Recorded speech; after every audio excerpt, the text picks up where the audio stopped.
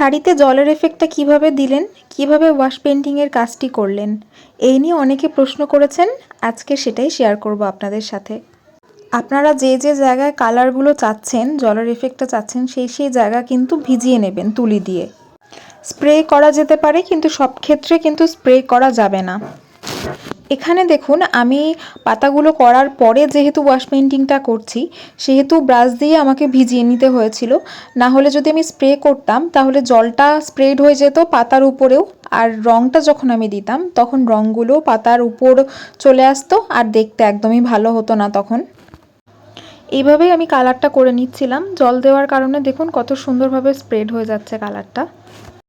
শাড়িতে ওয়াশ পেইন্টিংয়ের বিষয়ে আরও কিছু জানতে চাইলে অবশ্যই কমেন্ট করে জানাবেন। আর এই ধরনের ভিডিও আপনাদের কেমন লাগে সেটা জানাতে ভুলবেন না।